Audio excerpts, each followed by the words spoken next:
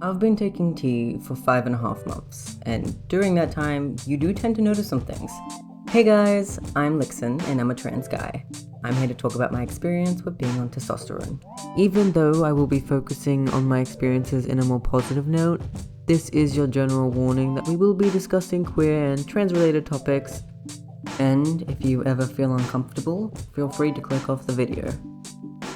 But first, here's my Hey Lux, what are we drawing segment. I'm currently drawing my internet persona, if you will. I did genuinely try to make it look like me, which I personally think I did a pretty good job of. I'm someone who hates being on a camera, so even this is me really putting myself out there. You can currently see these artworks on my social medias or on my YouTube as my banner. Anyway, back to the video.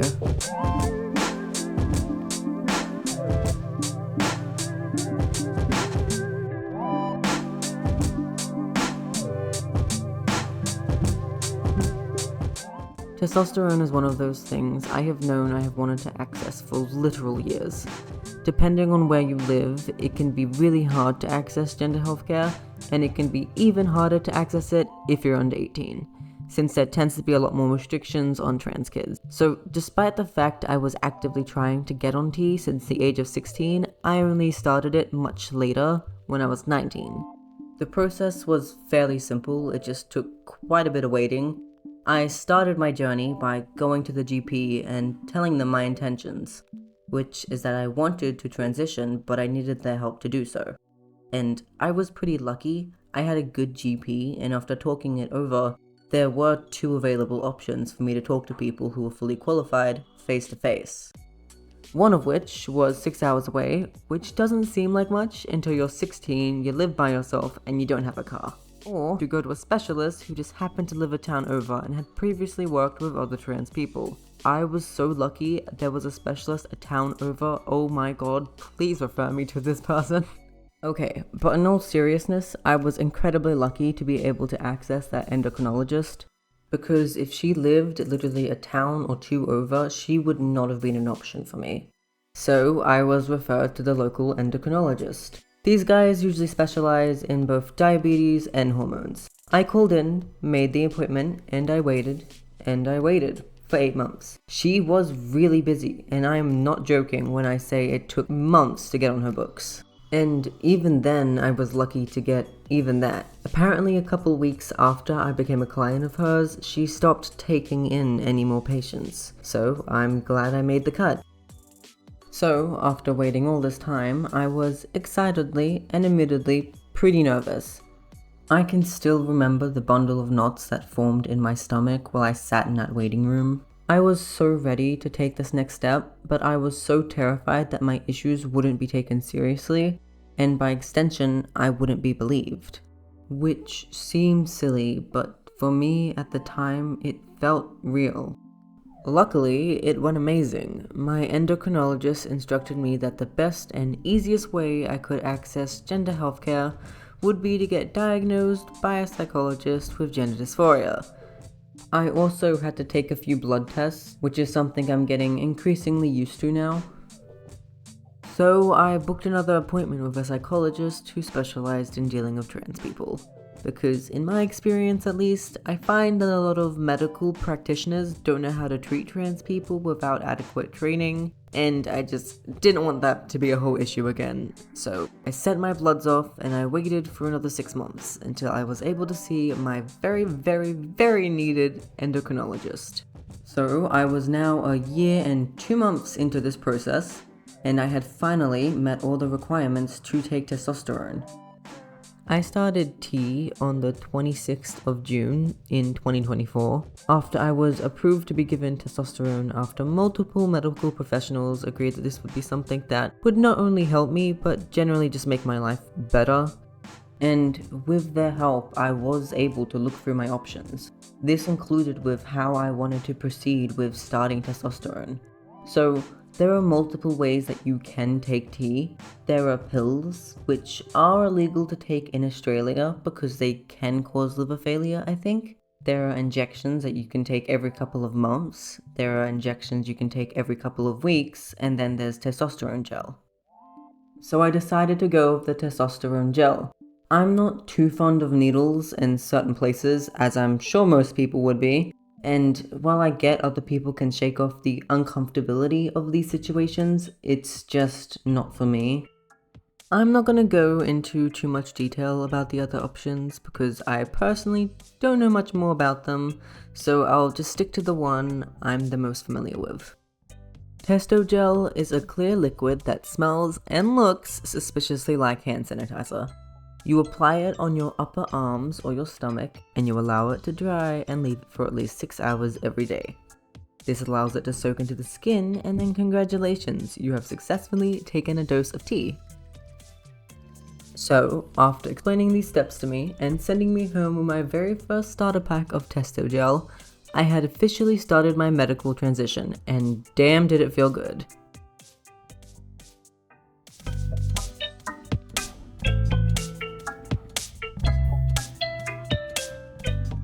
So obviously the process is a lot, but we all know why you clicked on the video, the symptoms. And I definitely experienced quite a few things. The first thing I noticed when I started taking tea was my voice. This was probably my most desired effect, which I feel like is very common amongst trans guys, especially in the trans masculine community. At first, my throat was just itchy. It felt like I had a constant lump in my throat that I needed to clear, but slowly and surely, my voice started to drop. So, fuckers, this is my third day on tea. Okay, so I'm now a week on tea. Hey, this is Lux. This is my 2 weeks on tea. Hey, this is Lux. This is my 1 month on tea video. Hey guys, I'm Lux, and this is my 4.4 months on tea. Keep in mind that I've only been on tea for a couple of months, so while I've made progress, I still have a long way to go. The next effect is hair.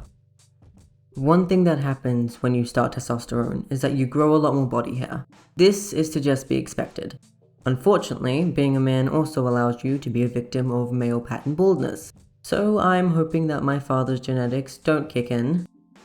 One thing to know about me is that I've always had a really hard time growing body hair, especially leg hair for some reason. The hair that I would grow would be light and extremely hard to see, which is fine. However, being able to grow more body hair is something I have always desired. So, when I noticed that I started growing thicker, darker leg hair, I was so excited that I literally ran over to my partner and made them stare at my leg hair in amazement. Me not being able to grow leg hair has been a running joke among us for quite some time now, so being able to finally grow body hair has been such a gender euphoric experience. Another way tea can affect you is facial hair. I have a few dark hairs around my lips, and it looks like the awkward beginnings of a possible mustache. Hopefully it fills itself out, because while mustaches are fun, the only thing I have my eyes on growing is a beard. The next symptom is acne. Obviously, when you take testosterone, you're going to get more acne. You're literally going through a second puberty. And getting acne is a given, but oh my god, it is everywhere. I have acne on my face, my hairline, my chest, my back, even my ass! Okay, no, I'm just kidding. It's honestly just annoying having to deal with more oilier skin than you're used to. I've found that with taking testosterone, being clean and keeping up your hygiene is a must. The next symptom is appetite. Something I wasn't aware of is just how much testosterone would affect my appetite. This is a symptom I started noticing around the 2 to 3 month mark. I noticed myself getting more hungry than usual, and I found that I was able to eat more than I was able to previously. This took some getting used to, I will admit, but it's something I'm slowly getting more familiar with. The next symptom is bottom growth. We all knew this one was coming.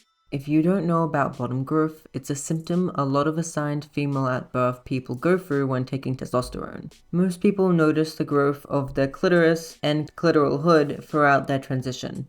It just gets thicker and longer on average, with some trans folk getting up to 4 centimeters of growth after a couple years on T. This was the biggest symptom I was worried about pre-T. I wasn't sure if this change would be something that I desired, or if this symptom would make me feel worse about my body.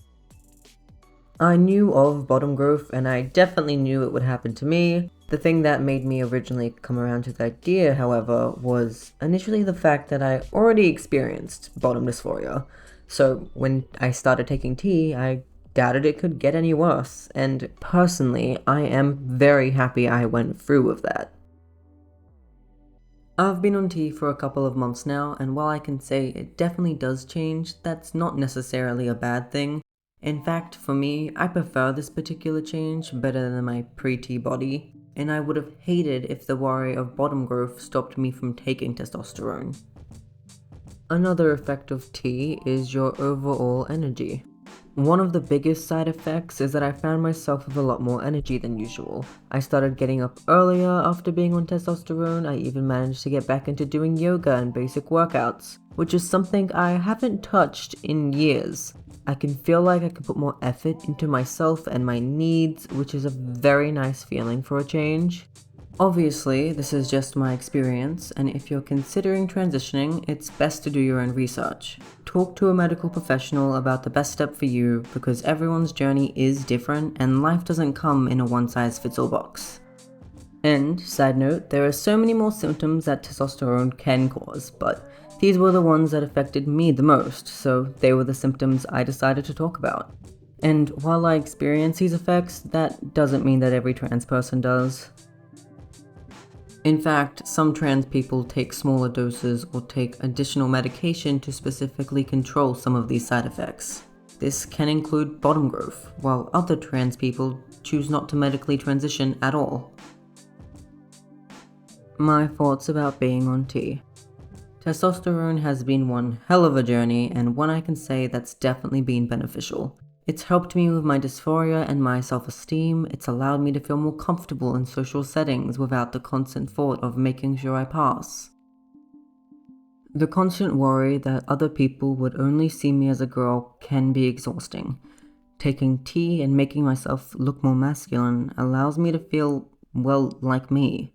I would describe the feeling as being able to breathe after holding your breath for a very long time, and sure, that doesn't mean that the times you feel like you can't breathe are completely gone, but I think it's allowed me to breathe more often. I can express myself in a way I know I have never been able to in the past, and for that I am so grateful. I have access to gender-affirming healthcare, something I know a lot of the trans community doesn't have. Starting testosterone has helped a lot with my mental health, which has sucked for a very long time, especially in regards to my gender. That being said, that doesn't mean that taking testosterone is easy. A lot of the time, living as a transgender person can be harder than realizing you're a transgender person. There is no one way to be trans, and if there was something that I could tell other trans folks, it would be that you're valid regardless of other people's opinions. Regardless of what other people think, do what makes you happy.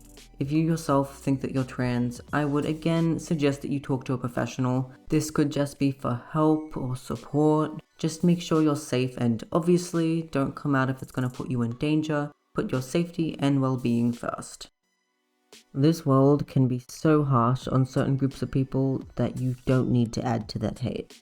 Being trans often makes you the target of violence or discrimination. Your identity is seen as a controversial topic or a debate. You can lose friends and family over your identity, and that is a terrifying thing to experience. It's something I have experienced, and I'm sure many other people in this community have as well. You can't please everyone, and someone will always have something to say.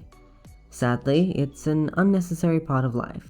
But it is important to know that there are people who can help and there are people who care. And those people are the ones I find you have to truly cherish.